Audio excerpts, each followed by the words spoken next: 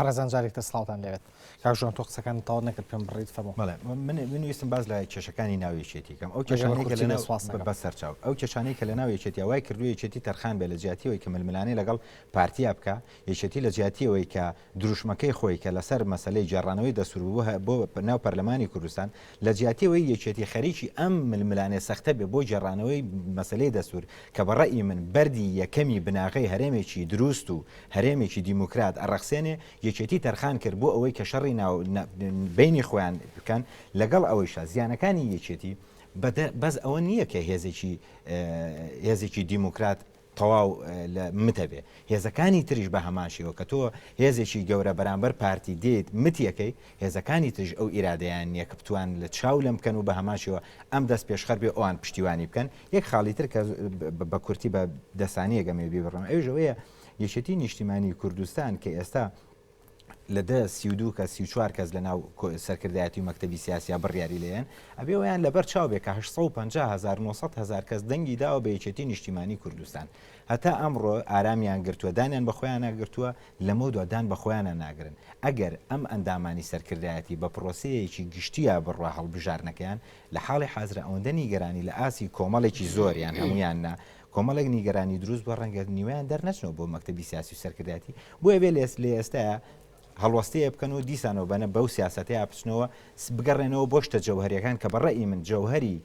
کارکردنی هەموو حیزبە دیموکرات و پێشکەوتن خوازەکان لە هەرێمی کوردستانە بە یەکێتی و گۆڕان و هەموو ئۆپۆزیسیۆنەکانی پێشوە مەسلەی دەستورە کە ئەبێس هەموو ناکۆچیەکانیان وەلا بنێن و خەریکی ئەمە بن لە جیاتیەوەی کە لەسەر پۆستێکی و بەسەر کۆماریش کاک سەردار ئەو کێشەی خستنە بەردەستی فراکسیۆنە کوردستانیەکان تا چەند دەرخەری قەیرانەکانی ناو یەکێتیە من پێم وایە ئەگەر قەیران هەبێت لە ناو یەکێتیە من بە خێرانی نازانم بەڕاستی گەڕمە بەوەی کە وەکوتم هەبوونی بیر و بۆچینی جیاواز باشە قەنەعەتت وایە کە ئەیانتوانی مۆدێلەکان بگۆڕنیانی بۆ نمونە ئێستا دکتۆر فواد مەعسووم سەر کۆمارە ڕەنگە مۆدێلێکی تر پێشکەش بکە و ئەگەر دکتۆر بەرهەم وایە ڕەنگە مۆدێلێکی تری پێشکەش بکە و ئەگەر دکتۆر نەجمەدین وایە ڕەنگە مۆدێلێکی تر وایە من مای خۆشحاڵێکردنەوە هەواڵانی یەکێتی نیشتیمانی کوردستاندا لە مەکتەبی سیاسی و سەرکردایەتی و هەتا ئۆرگانەکانی خوارەوەشەوە کە کەسانی وە بەتوانە هەڵکەوتو بن کە چەندین کاندید هەبن وەک دکتۆر بەرهەم دکتۆر فواد دکتۆر نەجمەدین چەندین دکتۆری تر ئەمە نیشانەی ئایندێگەشی یەکێتیە کە دەتوانێت لە داهاتوە بەڕاستی یەکێتی نیشتیمانی کوردستان ئەتوانێت کە ئیدارەی حکومڕانی لە عێراق بدات و لە کوردستان بدات کە ئەمە جێگەی مای خۆشحاڵی و هەواڵانی یەکێتی نیشتیمانی کوردستان و ئەو حاڵەتش کە من وتم شێوازێکی نوێیە دەتوانین بڵێن من وای بۆ دەچم کە ئەو کاندیدە ئەتوانم بڵێم کە زیاتر پاڵپشتیەک و شەرعەتێکی تری بەقوتری هەیە لەبەرەوەی کە هەموو لایەنە کوردستانەکان دەنیان داوەتەیە و ئەوانیش زیاتر ئەچونەتە ناو پرۆسەکەەوە و بە دوو دەستکەوتی گرنگی دەبینم هەم بۆ گەلی کورد کە توانراوە بەڕاستی و پۆستە لە بۆ کورد بووە و لە دەستی کورد دەرنەچووە و لەلایەکی تریشەوە لە یەکێتی نیشتیمانی کوردستان دەرنەچووە هەر هەواڵێکی یەکێتی نیشتیمانی کوردستان کە کاندیدە بۆ ئەوێ گرنگەوەی ئێستا یەکێک لە هەواڵەکانی یەکێتی لەوێ سەر و کۆمارە و من بە حاڵەتێکی ئاسایی دەبینم و لایەنەکانیش کە بەشداریان لەم پرۆسەدا کردووە ئەتوانم بڵم شێوازێکی نوێیە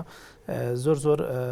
مای خۆشحاڵیە کە بۆ یەکێتیەکان کە ئێستا هەر کەسێک لەو هەواڵانە گرنگەوەی یەکێتی نیشتیمانی کوردستان کاندیدەکەی سەر و کۆماری عێراق دەسە خۆش بێت عزیز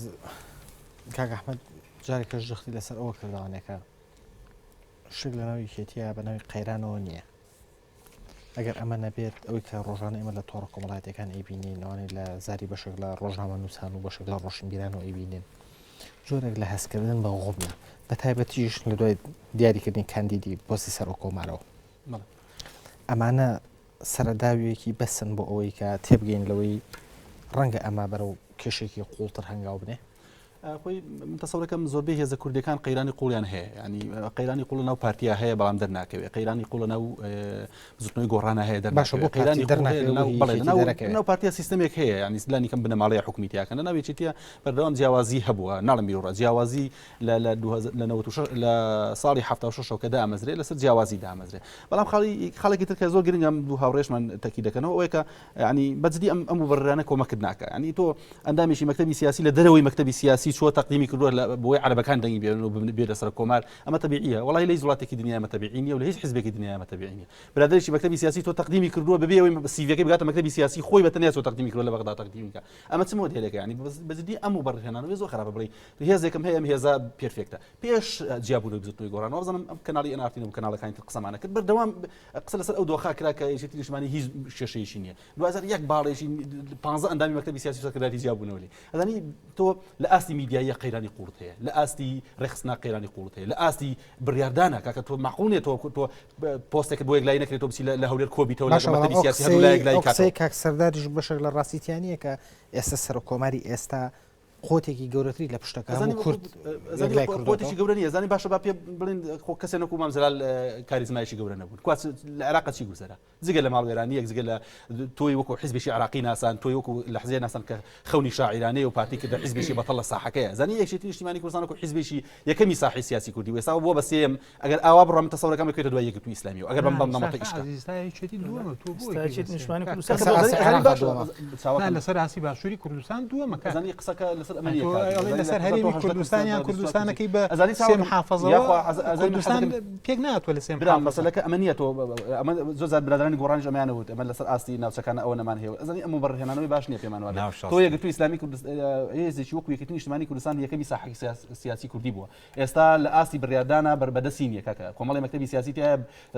سیاستیان بەدەست نییە دەبێ بگەڕنەوە بەلای پارتی دیموکراتی کوردستان هەمومان ئەمە ئەزانین کاکە ئەمە شتێکە ڕوون و ئاشکرایە کاکە ئەحمەد یعنی ئێمە سیاست لە کوردستان ئازانین پارتی دیموکراتی کوردستان تحکمی سیاستەکە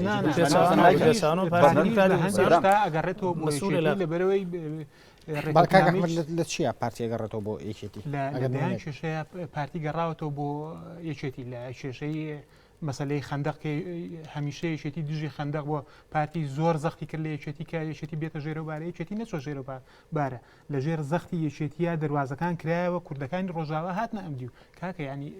تەسویرکردنی یەکێتی یان وێناکردنی یەکێتی بۆی کە بۆتە هێزی سێم و بۆی بۆهێتە هێزی چوارەم ئەمە یعنی شتێکە بێزگە لە زەردان لە یەکێتی نیشتیمانی کوردستان هیچی تری من لێ نابینەوە ڕاشە بەڵام ینی تەسنیفکردنی بووبووە تەسنیفکردنی حزب بەپی ئەنجامی هەڵبژاردن داتا و ژمارە ڕاست ینی لەمە زیاتر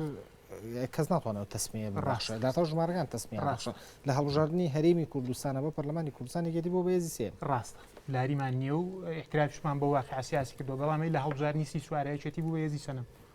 ئەمە هەڵبژاردننی بۆ لەسەر ئاسی عێراق سەرنجامی مەسەرەن ئێمە وەکو یەکێتی نیشتیمانی کوردستان مەسەن لە کەرکووک توانیمانە لە کوی 12 کورسی نیوەی کورسەکان بێنین وەکو یەکێتی 6 پارتیش خۆشبەختانە دوانی هێناوە بووینەدا 6 کورسی واتە بە یەکێتی بە کاری سیاسی یەکێتی بە ئەدای سیاسەتی یەکێتی و محافزی یەکێتی لە کەرکووک توانیمانە ئێمە ئەو واقعە بسەلمێنین کێشێتی شارێکی کوردستانی زۆر باشە کاک هەڵکەوت ئەوەی کاک عەزیز زووتی بابەتێکی گرنگی بڕژان دەرفەتە ئەم تێبینێکەوە بی ئەندامێکی مەکتەبی سیاسی سیوی خۆی پێشش بە پەرلەمانەکە بە بێگەڕانەوە بۆ مەکتەبی سیاسی خۆی ئەمەش وەکو کێشە ببینین یا کارێکی ئاساییە چۆ دواتر لە بەردەم کاندیدێکی خۆیان کشە یەکەم تۆ تەنانەت ئەگەر یەکێتی خۆی وەکو حزبێکی سۆسیال دیموکراتیش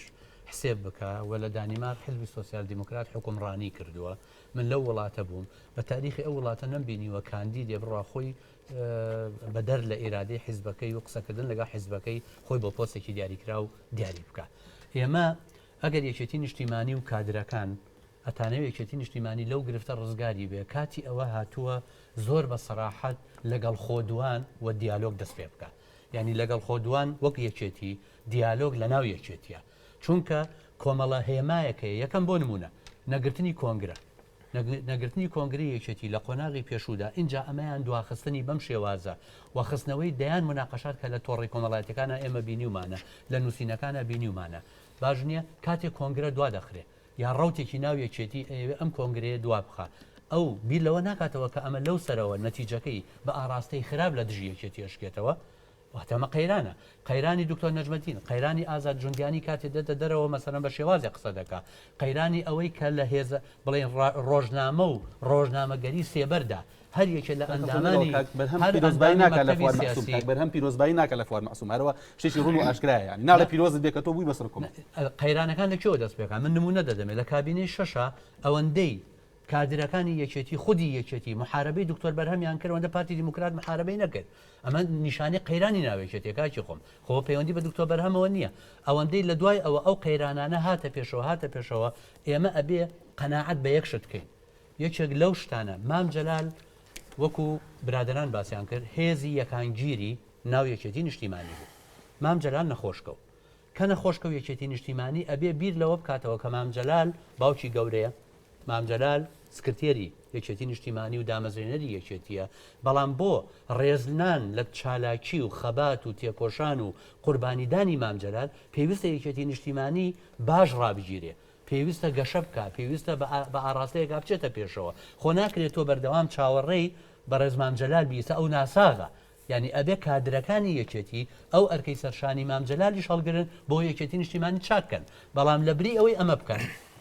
ئەوەندە کەوتونەتە ململانێ و من لێتان نەشارمەوە ئەم ململانەیە من وتم تا ڕادەیەک بیرروڕا لە قسەکانمە ئەگەر بیرتان بێوشی تا ڕادەم بەکارێنە من لێتان نەشارمەوە من وا هەستەکەم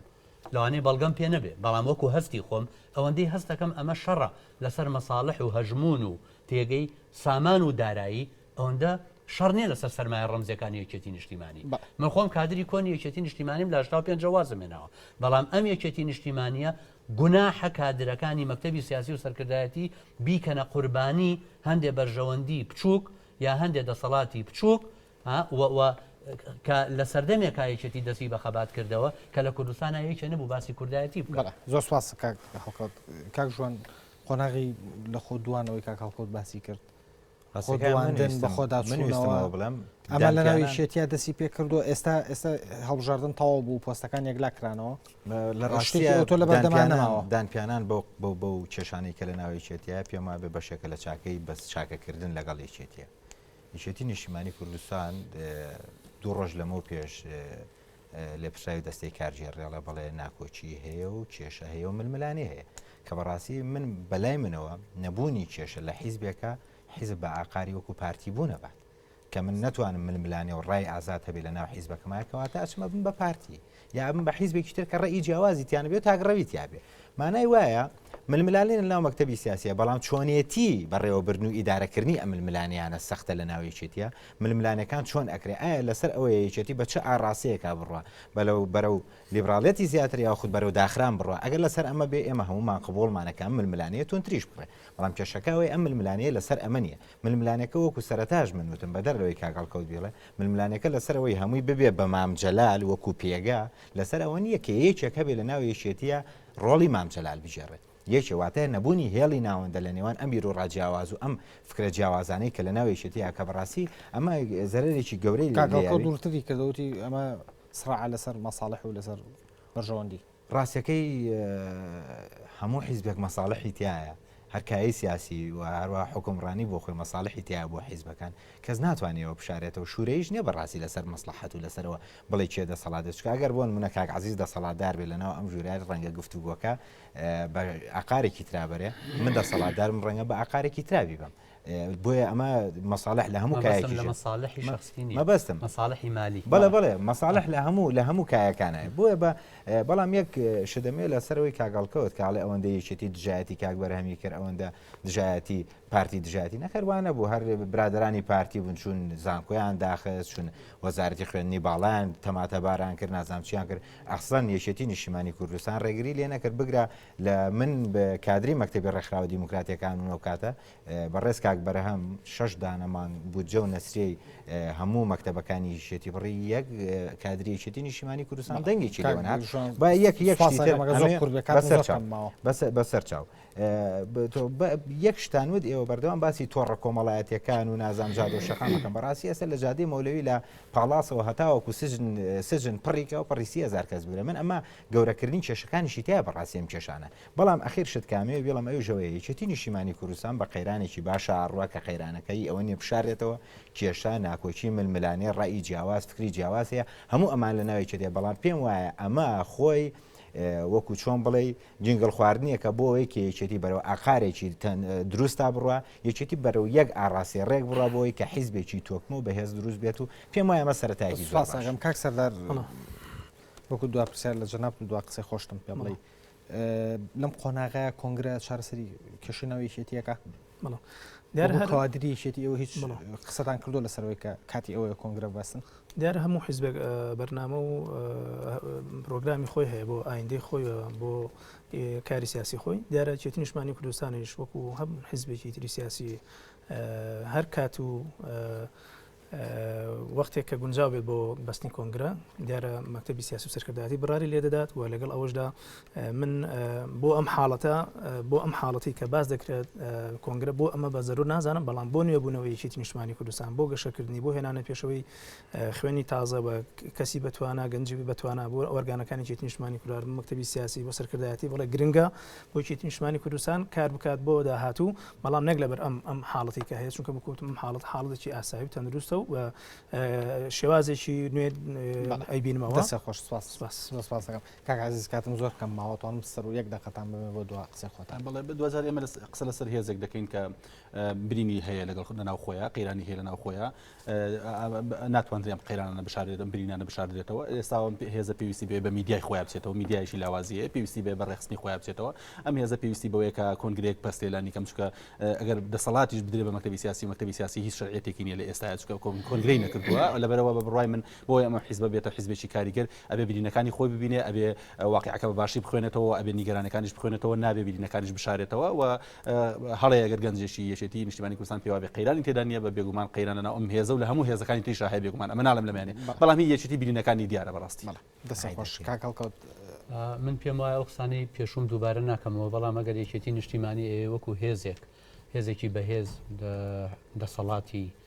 هەم لە ناوچەکەی خۆیان باڵێن لە کوردستانە هەم لە کوردستانی گەورەشە هەبێ پێویستە بە پێداچوونەوەیکی زۆر قوڵ بە خۆیدا بکە و من لێرەدا تەنیا سەرنج بۆ کادرەکانی لێرەدا بۆ مەکتەبی سیاسی ڕادەکێشم حەقە کاتێ جیاوازی تێڕوانین ئەکەوێتە بینیانەوە سزای یەکتری نەدەن لەبەرەوەی جیاوازی بیرۆڕا لە نێوانانە هەیە چونکە من هەستەکەمەوەی کە بەرامبەر دکتۆر بەرهەم کرا سزادانی سیاسی بوو لەناو مەکتەبی سیاسیە ڕوویدا ئەتر لە چه ئاقارێکەوەیەوە من بۆ خۆمی هەڵدەگرم بۆیە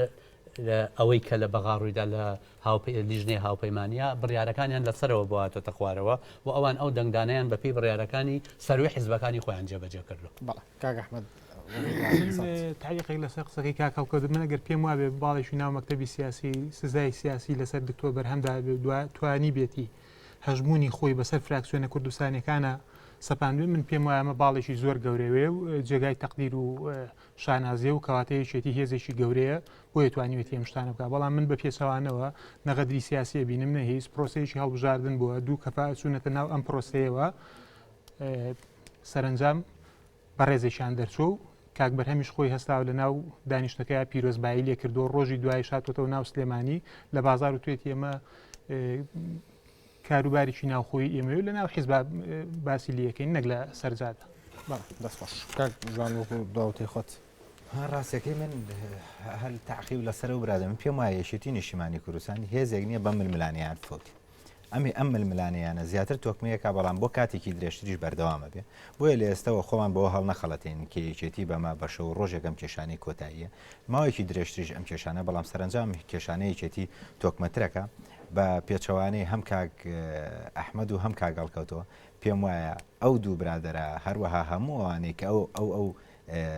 بارودۆخیان خۆڵخان کە دوام چێ بە هەمویان غەدریان لە مامجەلال لە یەکێتی نیشتیمانی کوردستان و لە شەیدەکانیان کرد چکە یەکێتی هێزێکی زۆر کاریگەر و هێز یەکێتی هێزێکی ئەوەندە پێشکەوتن خوازە کە فەوتانی زەرەر لە تاک بە تاکی هەرێمی کوردستانیا و زەرەر لە بەرژەوەندیەکانی هەمومانەیە کە ناکرێت ئێمە لە ئاسیا بێدەنگ بەڵێ کاسەردا زۆر بە کورتی سیسانیان ماوە من ئەوەندە دەڵم کە پەرۆشی ئەو خەڵکە بۆ یەکێتی نیشتیمانی کوردستان بەڕاستی مای دڵخۆشیە کە ئەندەی یەکێتی نیشتیمانی کوردستان ئینشەڵا بەرەو گەشت سندوترە چێت و جێگەی دەستخۆشیە کە لە هەموو هەم لە تۆڕە کۆمەڵاتیەکان هەم لە خەڵکی لایەنەکان و ئۆرگانەکانی تر مەبەستیانە کە یەکێتی نیشتیمانی کوردستان کە ئێستا زۆر بەهێزە بەهێزتری بکەن بۆ داهاتوو بۆ هیوایی کە بتوانین پاڵپشتی کاندیدەکانمان دەبین بۆ هەموو ئەو پۆستانەی کە مەکتەبی سیاسی و یەکێتیەکەمان دیاری دەکات هەر هەواڵێک بێت کە ئیستحقاقی قانونی یەکێتی نیشتیمانی کوردستان بە لە هەر پۆستێکا دەبێت ئێمە وەکو هەواڵان و کادرانی یەکێتی پشتیوان و دەبین بۆ ئەوەی کە سەرکەوتوبێت لە کارەکان زۆر سواز بۆ هەمووتان بۆ ئامادەبوونتان لەم دیدارە سپاس بۆرێک لە بەڕێزان عزیز ڕۆڤ نووسەر و ڕۆژنامەنووس کاکەڵ عەبدوڵڵا ڕۆشنبیر هەروەها کاک ئەحمەد فاتح و کاک ژوان ئەحمەد سەعید و کاک سەردار حەمەعالی کادرانی یەکێتی نیشتمانی کوردستان بینەرانی خۆشەویست سپاس بۆ ئێوەی بەڕێزیش کە لە ماوەی ڕابردوودا بینەری بەرنامەکەمان بوون تا بێگەشتنەوەمان لە بەرنامێکی تەدا ملایەکتان لە خۆشیاون بەسان خۆش بێت.